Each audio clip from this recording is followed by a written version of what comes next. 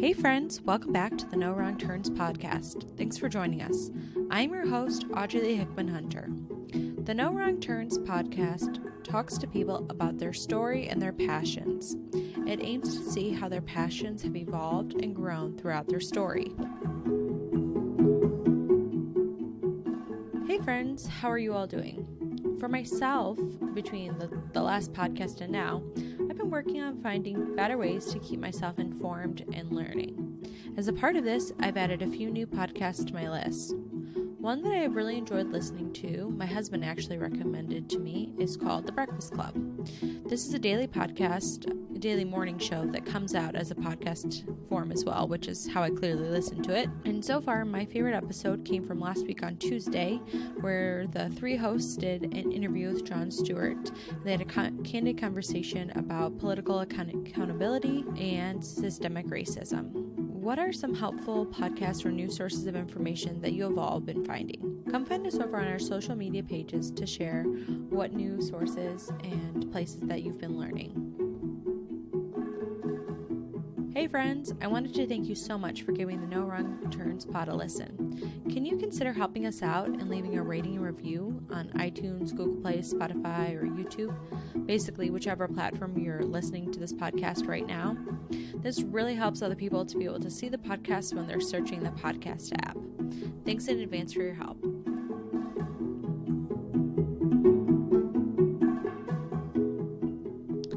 Hey listeners, welcome to our 17th episode. Today on the podcast, we have my friend Lindsey Bailey with us on the pod. I am thinking that I must have met Lindsey sometime in my late middle school, early high school years. Lindsey was a part of the Band of Survivors, the BOS 2006 crew that I've had on the podcast several times so far. Those were episodes 8 with DeAndre Coates, episode 11 with Nate Irvin, and episode 13 with Alex Escobar. Lindsey and I both share a love for dancing, and she's often one of the first on my text list when I'm looking to go out for some Latin dancing at some of our favorite local Chicago places. Shout out to you, Nacional 27 and Dylan's. We can't wait till we can go back.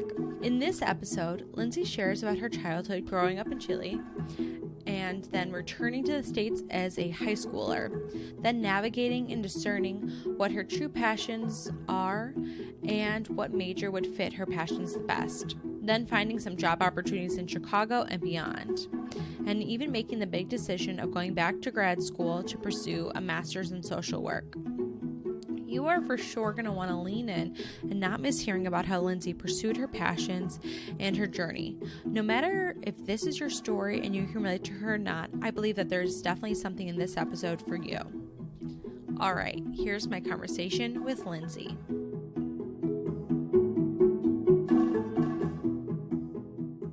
Welcome to the No Wrong Turns podcast. Today on the podcast, we have Lindsey Bailey. Hey, Lindsey.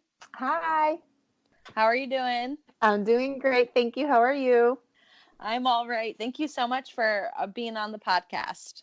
Of course. Thanks for having me. Can you introduce yourself to our listeners? Tell us a little bit about who you are, where you're from, and maybe some fun facts so we can get to know you a little bit better. Absolutely. So like you said, my name is Lindsey. I'm 35 years old and I live in Chicago.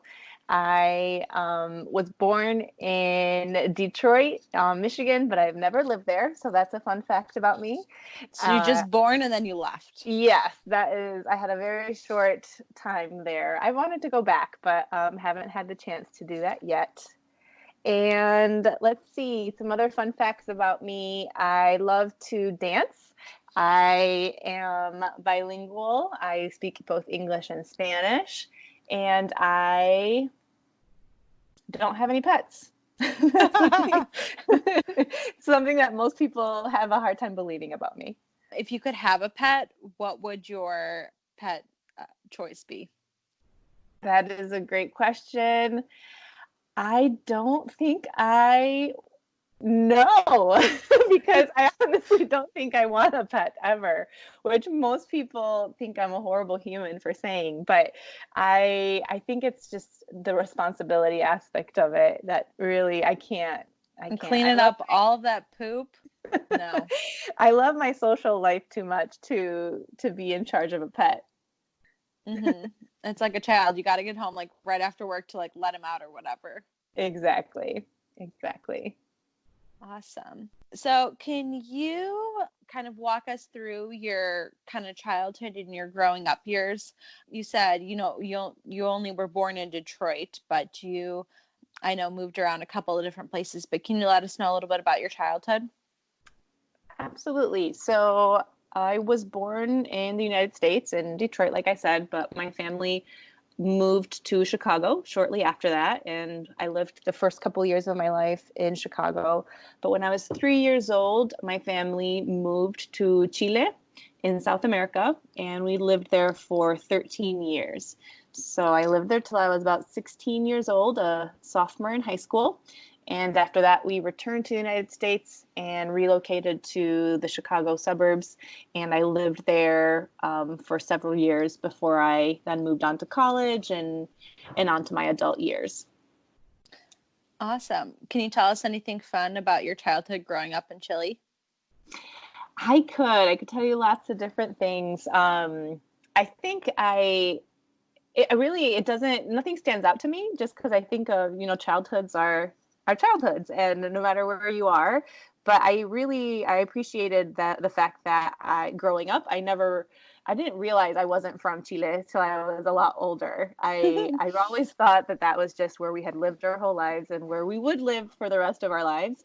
And it wasn't until we would come back to the United States and visit family and be here for a couple months, but we would only do that every 3 or 4 years, depending.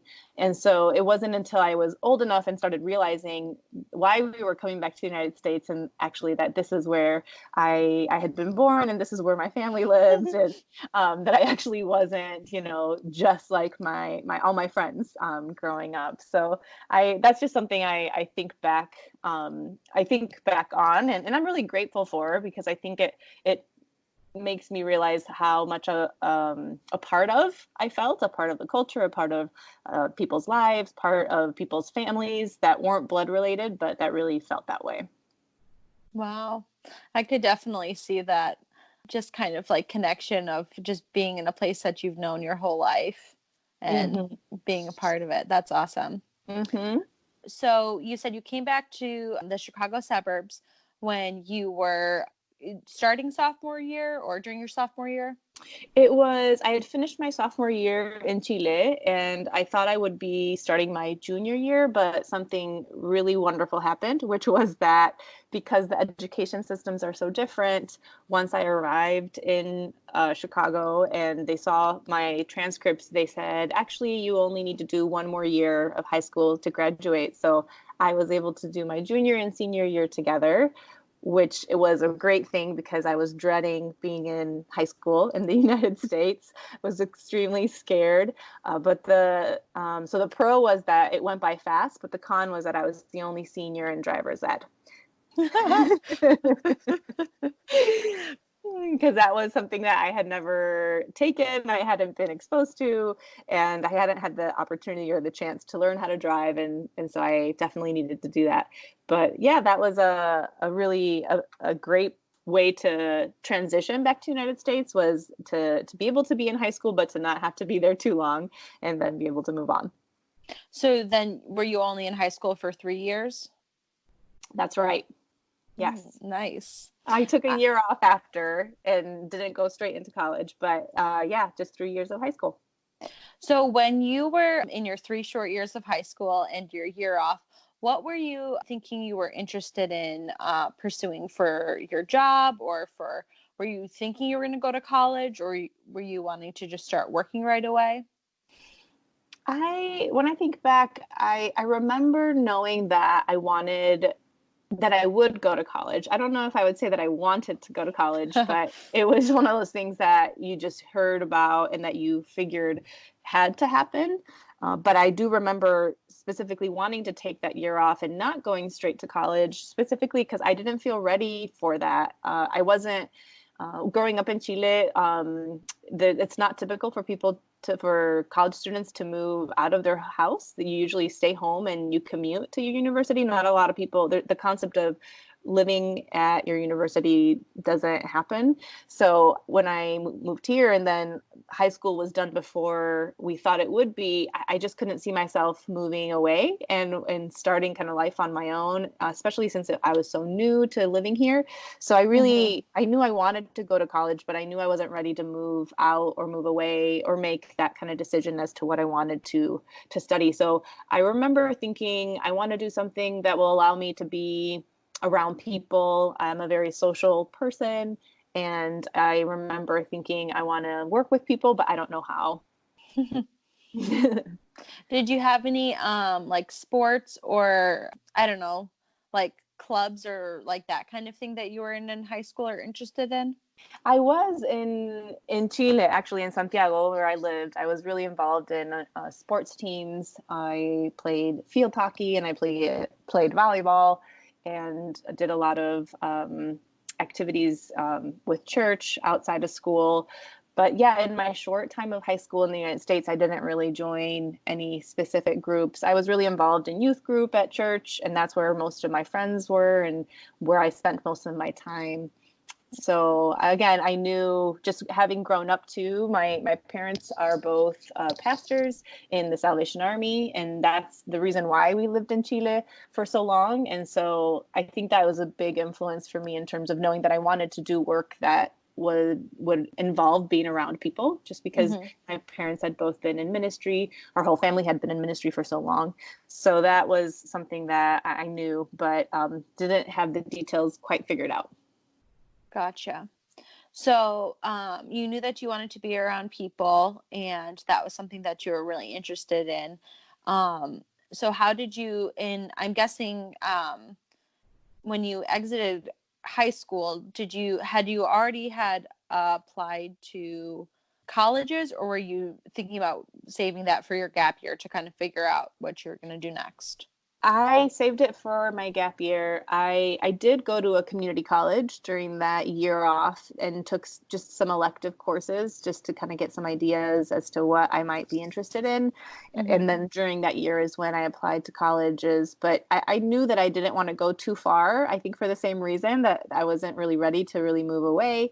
So I had my sights set on Olivet Nazarene University, and that's where I ended up going. Awesome.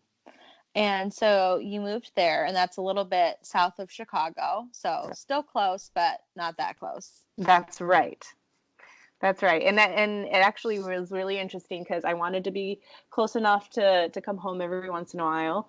But then during my sophomore year of college, I found out that my parents were moving to Spain. So even though I had made that effort, I was like, oh, I want to be close to home. My parents ended up getting transferred and moving away. And so in the end, I think that really propelled me into this more of an independent lifestyle, and actually into being adopted by several families from our church that I could go home and stay with during breaks and things like that. But that was an interesting turn of events. So when you entered into Olivet, what was your major, or did you not have to have one like declared? I did, and I actually had declared communications as my major. Again, just knowing that I knew that would include working with people and around people, but I don't think I even had a real understanding of what that meant, of what kind of a job that could lead me to. I remember seeing that there was a class with the name of cross-cultural communication, and I was like, oh, that sounds really cool. I want to learn about that. And that's, I think, why I even went in that direction. That's funny.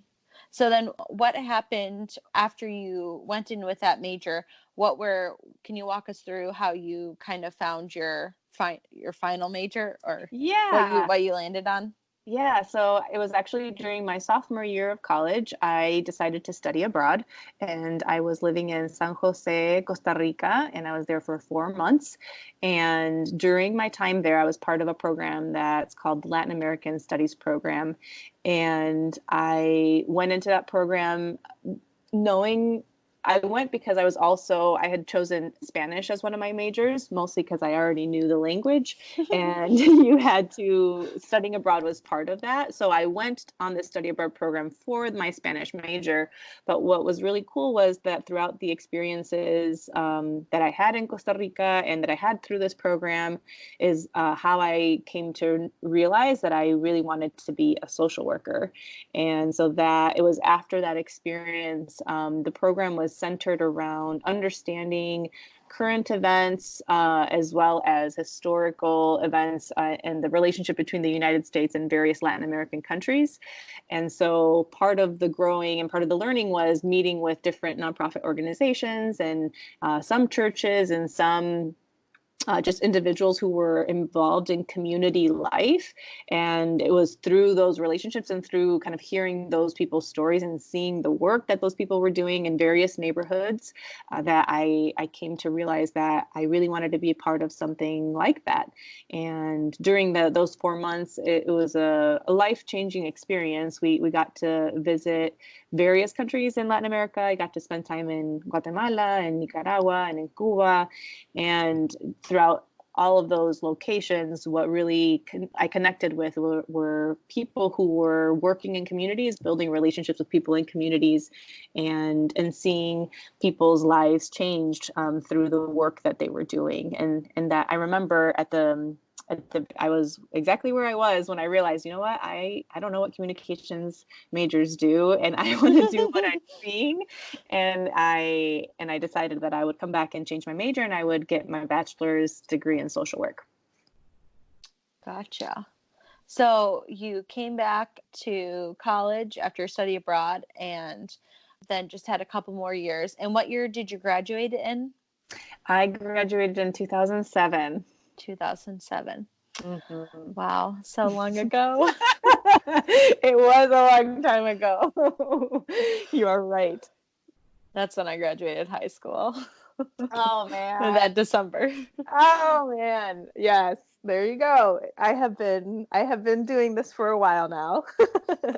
So as you were coming to a close for your college time, and you had your bachelor's of social work, and you said you made, is it bachelor's of Spanish that you got? Yeah, I guess I had a double major, so I'm not sure really how that worked, but yeah, I graduated with a degree in social work and a degree in Spanish. And so, yeah, the social work degree is called the BSW, and you're able to practice social work with a bachelor's degree. And that's what I did. A lot of people go straight through and get their master's in social work, but I actually decided to work for about 7 years in the field of social work prior to going back to getting my master's in social work. And that was a whole process too to figure that out.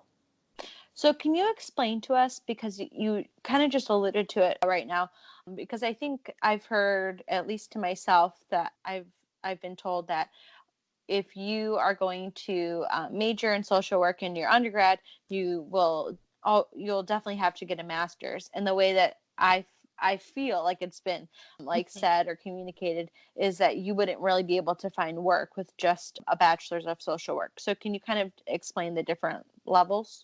Sure. I definitely I have heard that, but I guess my experience was not that. And I do believe that there are jobs and there is work out there for people who have a bachelor's in social work. Now, the biggest difference might be the salary that you make with a bachelor's degree as opposed to a master's degree, and the type of responsibilities that you might get.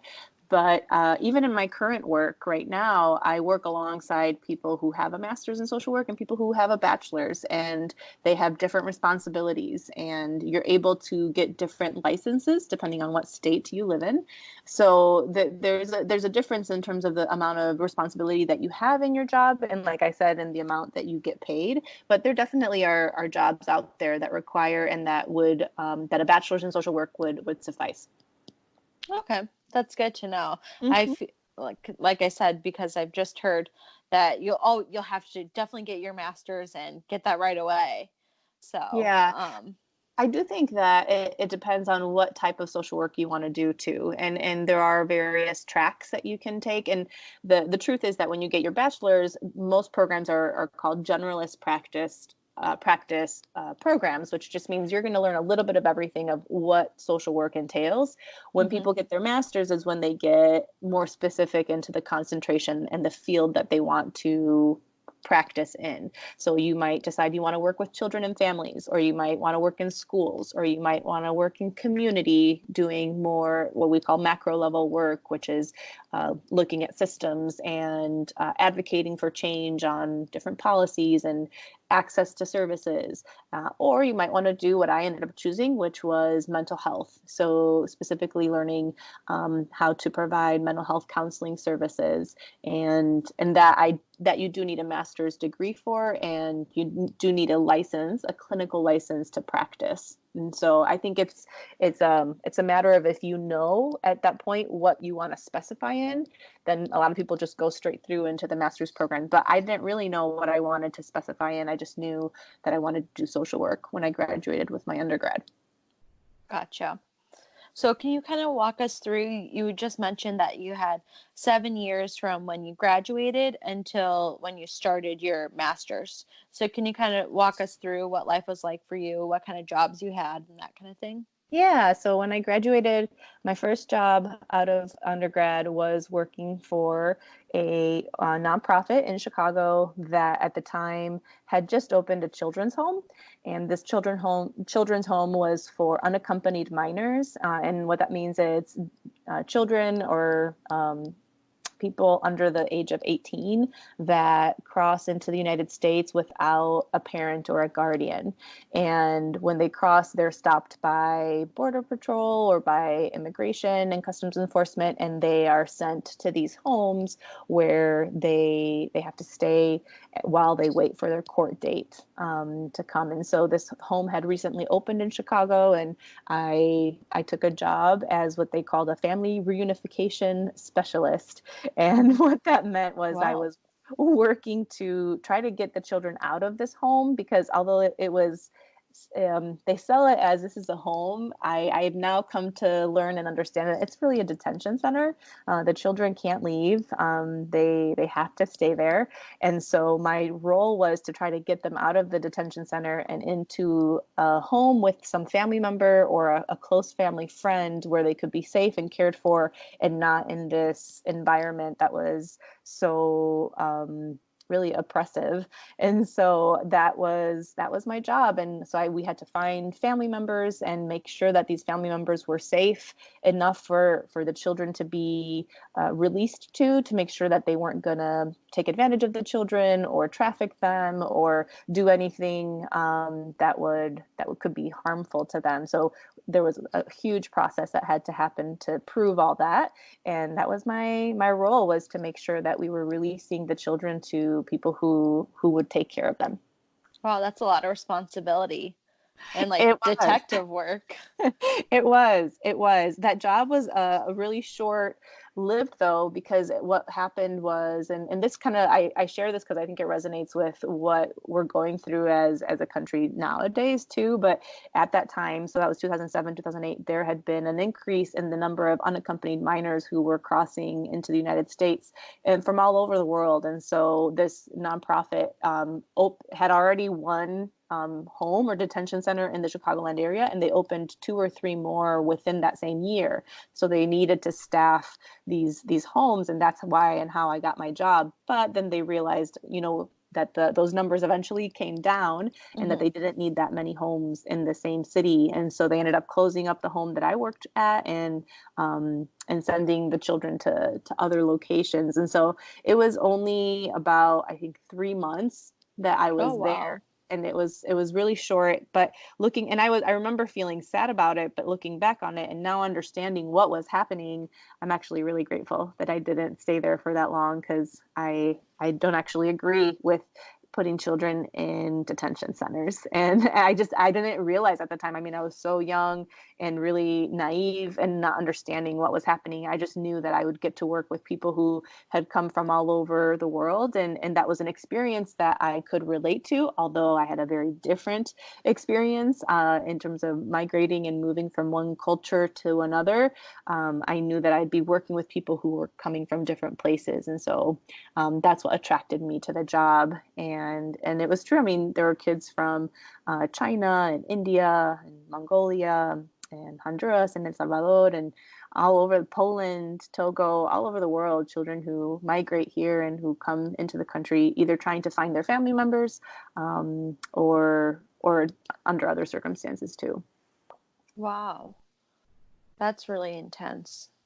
And that's like so many other countries that I feel like usually especially nowadays, it's like so concentrated on thinking of like Central or like South America.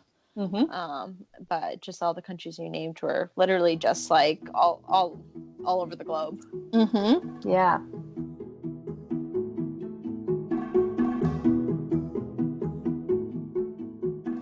Hey listeners, today's sponsor of the podcast is Figs Jewelry. I found today's sponsor through our podcast editor, Sophia, when she had reposted her friend's new jewelry collection. Isabella, the creator behind Figs Jewelry, started with creating earrings from materials and wiring them into original styles and shapes. Isabella says that she's always been interested in jewelry and has always been a naturally crafty person. When the quarantine began, she was looking for something to keep herself occupied. Because of the extra time in the quarantine, she had the time to find this new hobby of jewelry making. Right now, Isabella has several different earring styles created and available for purchase through her Instagram. She's also branching out into necklaces. I was able to try out some simple, dainty drop earrings that went well with some office outfits and some hanging at home outfits. Pictures to come soon of how I styled them will be on our No Wrong Turn social media page soon. Right now, the best way to peruse and purchase is for you to check out Isabella's Instagram at figs.jewelry. That is at FIGS.JEWELRY.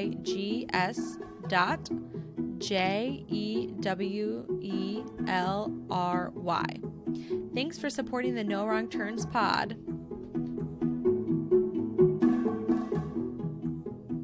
All right, back to Lindsey's story.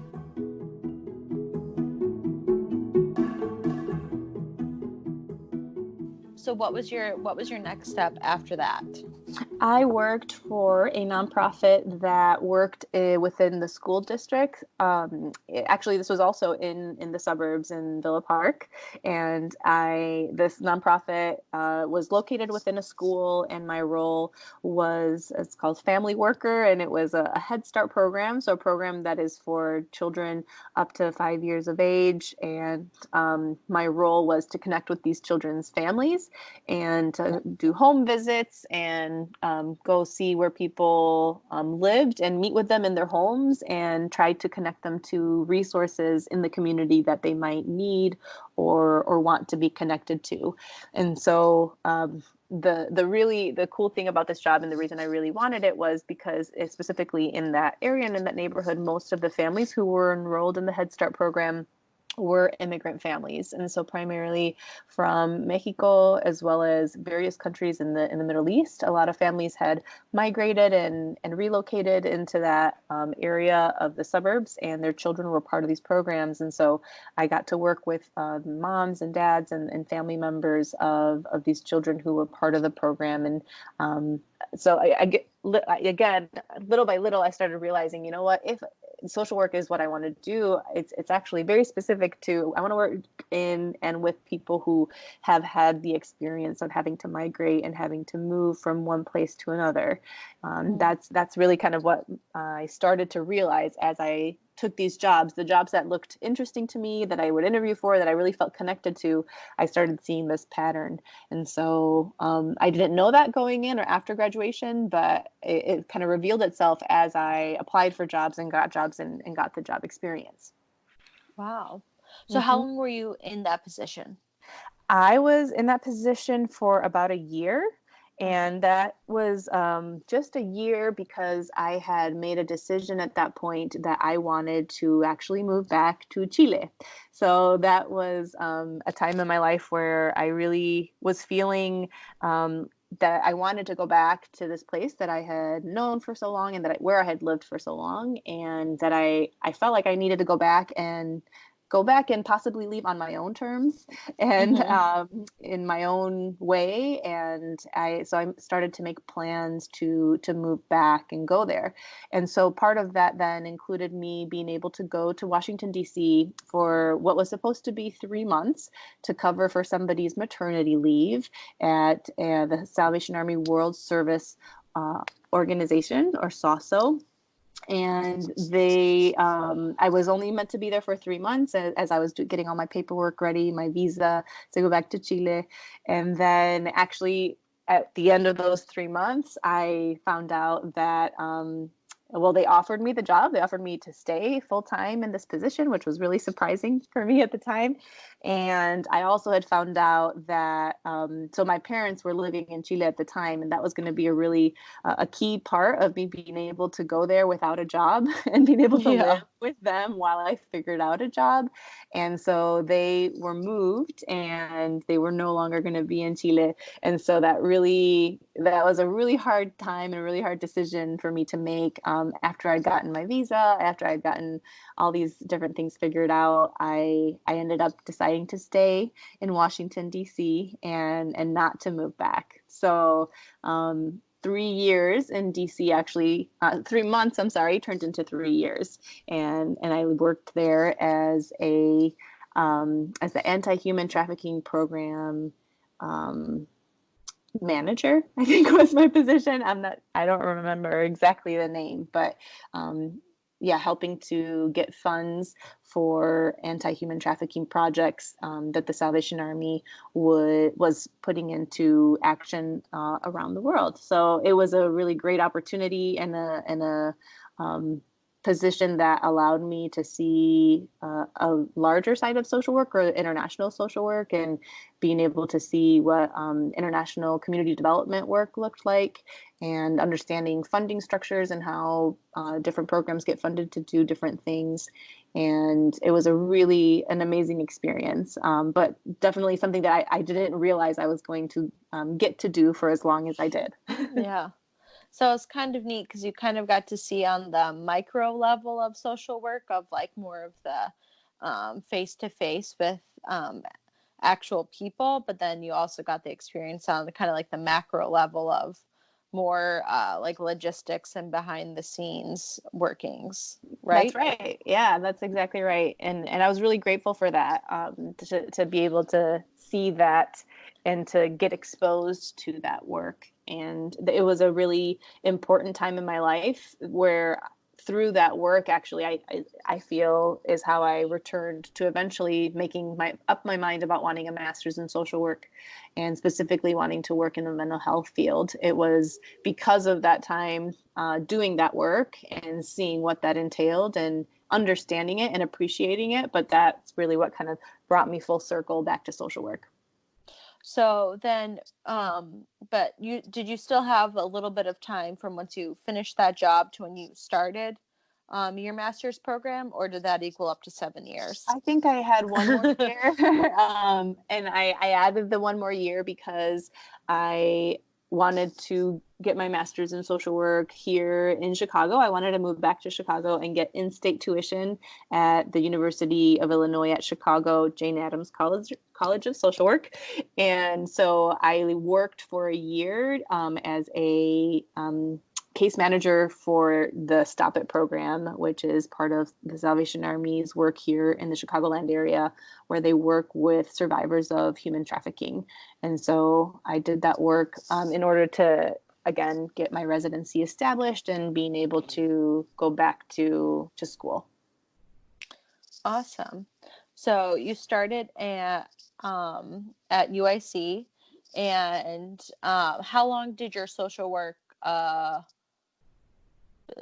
what's the word? How long did your social work schooling last? It was actually, to get my master's, it was only a year. And Oh, wow. that was because I have had an undergraduate degree in social work. And right now, I think the rules have changed. So I think now it has to be within 5 years of your getting your undergraduate degree, you can get your master's in 1 year. Mhm. At that time at UIC, I could do it within the 7 years. And so I was right on the cutoff and I did it. And I was so grateful that was only a year long program. Wow, that's awesome. So then as when you were getting your master's, were you also working at the same time, or were you just working on the schooling part? So I went full time. I did the full time program, which is why I was able to do it in just a year. So I wasn't working, but part of getting your master's in social work includes you doing what they call the field placement. So I would go to class 2 days a week and I would go to a location to work 3 days a week. So it was like you're working, but you're not getting paid. You're just getting paid in experience, which is actually very valuable. But yeah, that's how that worked. And I had already decided at that point that I wanted to be in the mental health field. And the way I got to that decision was I had been involved in the anti-human trafficking field for the previous 4 or 5 years. And that work was extremely rewarding. And I learned so much. But what I really took from that was that when working with survivors of trafficking, but then with people in general, is you can connect them to as many resources as they need, but if their mental health and their mental well-being isn't in a good place, it's going to be really hard to truly benefit from the connections that you're giving them, maybe to educational resources or medical resources or other types of resources. And so I just saw the importance of being able to provide spaces for people to heal from traumatic experiences in their life. And Mhm. that's really what inspired me to want to declare or to get my master's in social work, specifically with the mental health concentration. Awesome.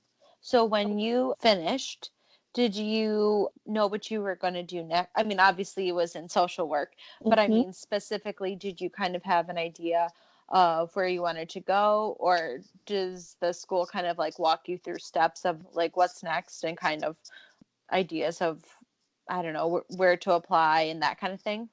Yeah, so I again was really, really lucky, or maybe I should say privileged, to be able to get connected and be able to stay and get a job at the same location where I was doing my field placement. So I did my field placement actually at the same location where I currently work, and that is at St. Anthony Hospital, the Community Wellness Program. That's what it's called. And I did my field placement there because it specifically said that that the program offered mental health services for uninsured Spanish-speaking adults. And so when I saw that description and when I was picking my field placement, I just knew I connected with it immediately. Hmm. Again, because at this point it just felt like the combination of all the different things that I had been doing as a social worker up until that point. I knew that if I was going to live in the United States and I was going to stay here, I knew that I would want to work alongside and be in relationship with people who had migrated here from other places. And again, just because that connected really to my story and to my experience. And I knew that I wanted to use my Spanish and that I didn't want to lose that, and that I wanted to be able to support people in feeling better and in being able to talk about their stories and being able to be heard and be seen. And so this place was just the combination of all of that. And so it was a really wonderful opportunity. They were a very small program when I did my field placement here, but at the end of my field placement, through actually the work and the advocacy of various community leaders in the neighborhood where our organization works, thanks to them, I was able to get a job because they advocated for more positions, because they saw the need in their community and they went to our hospital CEO at the time and said, you know what, there's all these people in our neighborhood and in our community who want these services, and we want you to expand these services. the Oh, CEO said yes. And so I was really lucky to be here at that time and to be offered the position to stay and to continue to do the work that I had learned how to do and about during my field placement. wow, that's awesome. So, can you kind of give us, I know you've kind of talked about like more like broad strokes, but could you just give us maybe just kind of maybe like a day in the life of, or maybe like a week in the life of, because I'm sure every day is not the same, but just kind of in general, like what your position entails? Absolutely. So I'm a licensed clinical social worker, and my position includes offering direct services or mental health counseling services to individuals, to couples, and to groups. And then it also includes clinically supervising different clinicians that are part of the program as well, who are doing the same work. And so throughout the week, I go to different locations. Our program is very community based. So we're not located within the hospital, but we are located within various community organizations and locations to make our services accessible to people in the Chicagoland area. And so I go to various locations and I meet with people and I offer individual counseling sessions or couples or group sessions. And what that looks like a lot of times is listening and getting to know people, listening, hearing their stories, and being able to identify parts of their life stories that have maybe been painful or difficult, or being able to identify traumatic experiences in their lives that are causing some concerns for them in their present lives or in the present time, and being able to see people heal from those experiences, and people be able to be supported in being able to talk about experiences that they haven't had the chance, many have not had the chance to ever talk about before.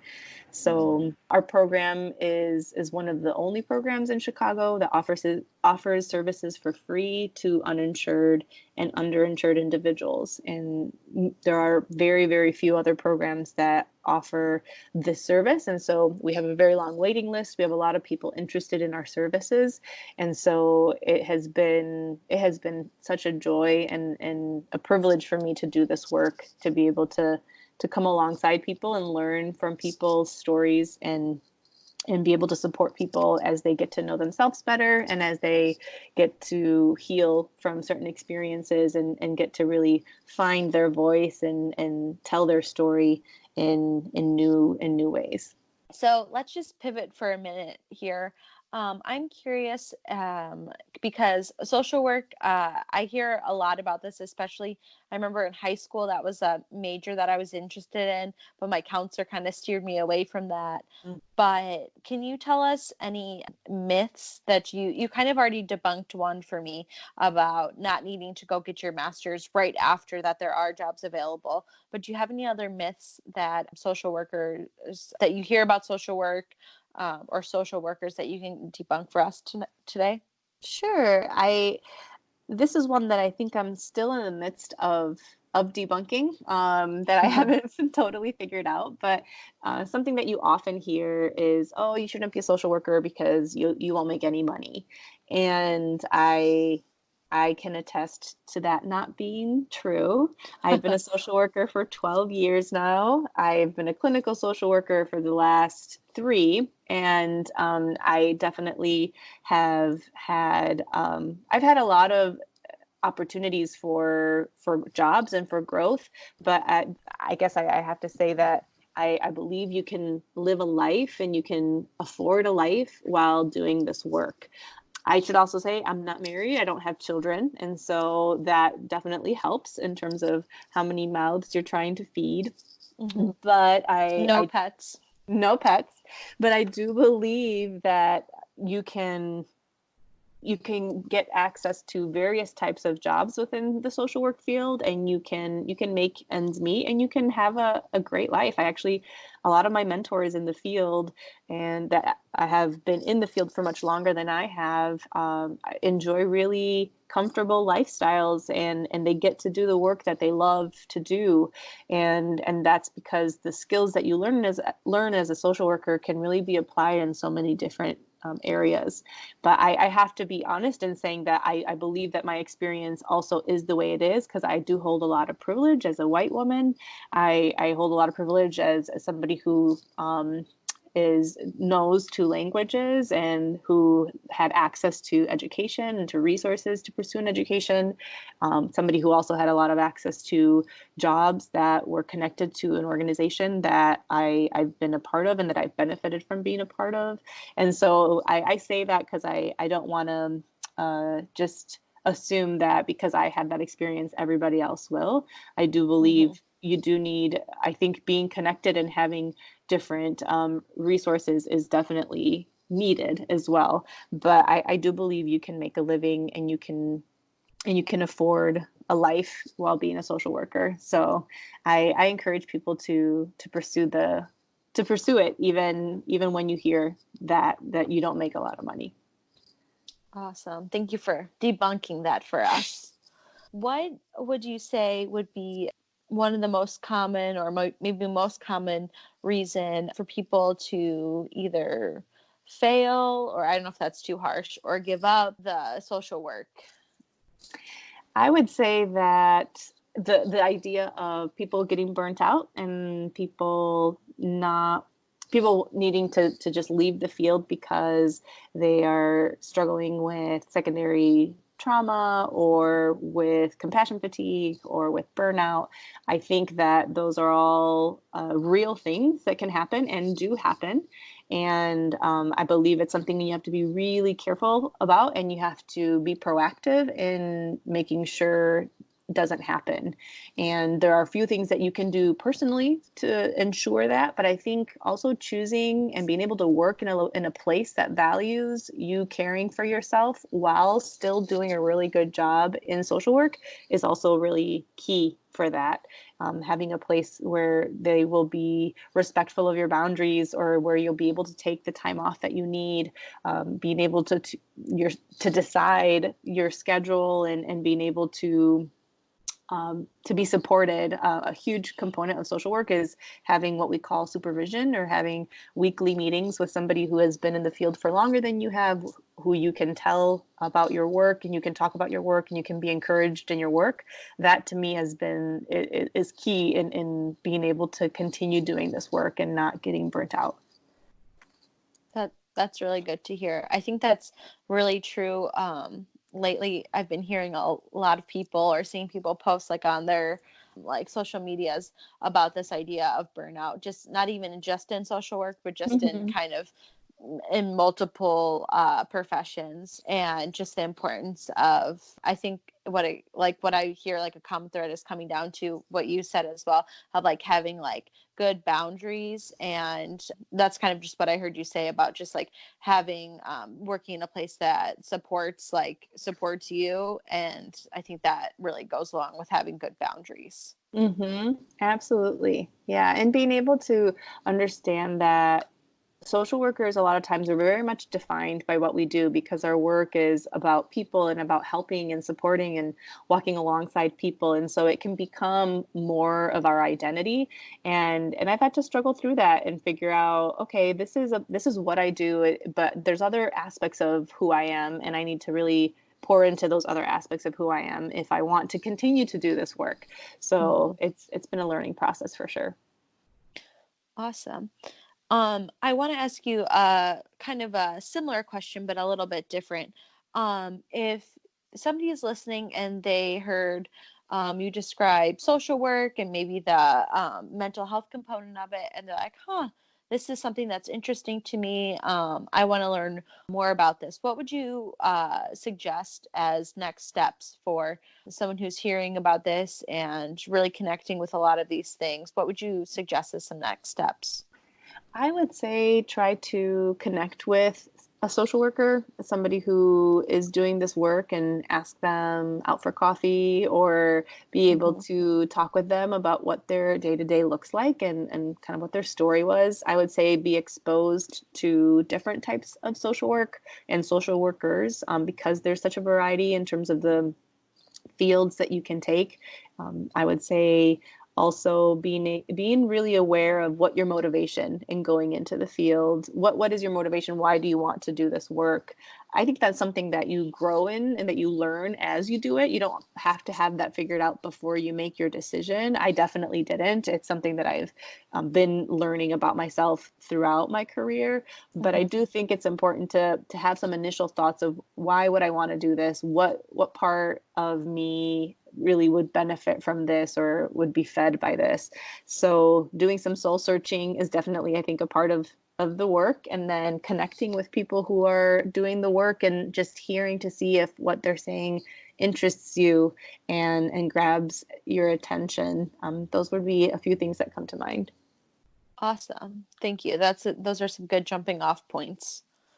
Do you have something that you wish you had known before you had started out on this journey? Or maybe it could have been something that you did hear from somebody, but you just didn't hear loud enough, I Mm, guess. Is yeah. there anything you wish you had known as you had started off? So that's a really good question. And I'm teaching in a master's program at Loyola University now, and I'm finding that I'm saying this to my students a lot. And so I think this is it relates, but this idea of being sure that you are getting into this field and that you want to do this field not because you think you have the answers, but because you know that you can support people in finding their own answers. I think that's Mm, something that I didn't realize. I think I saw social work from a very kind of charity model standpoint when I was younger. And now that I've been in the field for longer, I'm realizing that that doesn't help anybody. That charity model really is about making the person who's helping feel better about themselves, and that's ultimately, I think, really selfish, and it doesn't really help people. mm-hmm. And so I think being able to sit with what your motivation is, why you're doing this, but then realize too that it's not because you have the answers or you have what's needed, but that you can facilitate the space for people and you can provide the safety for people to figure that out for themselves. That's really what I've learned in terms of what counseling is and therapy is. And yeah, I went to school and I studied and I have my license and I have a lot of knowledge and experience, and I'm grateful for that. But I think recognizing that people have a lot of strengths, that people have so much resilience, and that people have so much to teach you about who they are, and that they don't need people just telling them what to do, but they need people to listen and to support them. That's what I think I would remind people, and just make sure people understand is a key way to posture yourself in this work. I think that's the way that you'll find this work to be more fulfilling, and that you will really be able to actually help more people by posturing yourself in that way. I really like how you said that about not being able to, or about not having to have all of the answers, but being able to help people to facilitate so they can find the answer for themselves. Yeah, there's actually this concept, so it's called the common factors, and it's this idea. There's all these meta analyses that have been done in trying to figure out what is it about therapy and counseling that works, and it's very much in line with like the psychodynamic type of counseling work, which is more of the type of work that I do and the theory that I follow. And what they've found time and time again is that these common factors are, what are the things that are going to make this service successful for somebody. And they found that 85% of what makes the idea of counseling successful is based on the relationship. It's Mm, not based on you having the most up-to-date interventions and theories, although those are of course important and you need to know them, but it's mm-hmm. about you being able to be empathetic and establishing trust and establishing safety and have that person feel listened and heard and seen. And it's really about the relationship. It's about being able to provide a new type of relationship for that person. And so I love that, because it's kind of the evidence to show that you don't go into this field because you know a lot, but you go into this field because you want to establish relationships with people, and you're interested in people and who they are, and in encouraging them and who they are. So I keep that in mind whenever I'm thinking and giving advice to people about the field. That's awesome. And what you're describing right now sounds like what you were saying at the beginning of the interview of what you were looking for in a career path and passion about wanting to connect with people and help people. That's right. Yeah. I am really grateful that I kind of came full circle and was able to, and have been able to fulfill that passion and that idea that I had so long ago, even though I had no idea what that needed to look like or what that would look like. I feel really grateful that I've been guided down this path, and that I've gotten the opportunity and the chance to do this work. All right. I just have a few more questions for you. What were there any resources that kind of helped you on your journey?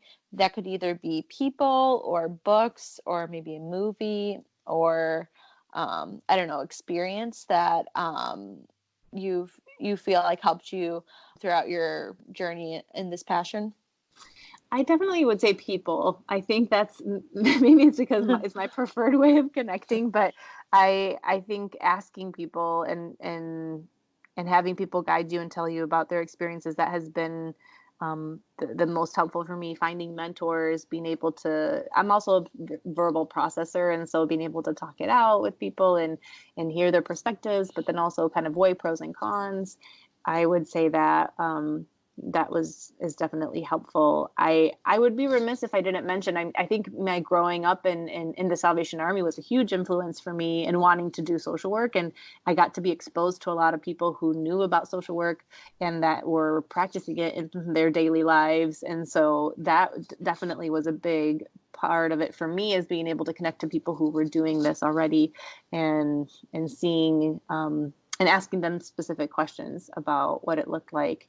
But I can't think of any specific books or videos. But I would just say, yeah, relationships and asking people and being exposed to work. I would say also volunteering, I think, is a big way of doing that. Being able to just kind of find different organizations who are looking for volunteers and giving some time and seeing how you connect. We just had a special speaker come to our class from World Relief, which is an agency that helps to resettle refugees here in the Chicagoland area, and they take volunteers. I would think that if people are interested in working with either immigrants or refugees or people who come from different places around the world, I would definitely encourage you to look into that, and being able to have just real experiences, I think is really helpful. Awesome. Is there anything that I missed asking you that I should have asked? Or I don't think something so. else that you want to share that you think I missed? I don't think so. I can't think of anything at the moment. So no, I think you did a great job. Thank you. All right, I have one final question for you, and that is a question that we ask everybody on the podcast, and that is, what is fueling you today? What's fueling your passion? So this could be anything from a new coffee drink, a new book, a new friend. So what's fueling you today? So I would say two things come to mind. Essential oils is definitely one of them. I have one right here. And she does. She's holding it up. Just finding different scents and using them for to relax and to calm myself is definitely something that has been really fun for me. And then lately, I have just been loving a new musician. His name is Vicente Garcia, and he's from the Dominican Republic. Ooh. And he is coming up a lot in my playlist on Spotify. And every time one of his songs comes on, I feel full of life and excitement. And I would encourage people to look him up. All right, we'll give Vicente a little listen on Spotify. Specifically the song Dulcito de Coco. Awesome. Very cool. We'll have to check that out. All right. Thank you so much, Lindsey, for your time and just sharing with us your story and your passion. You are so welcome, Audrey. Thank you for having me. It's been a pleasure sharing with you tonight.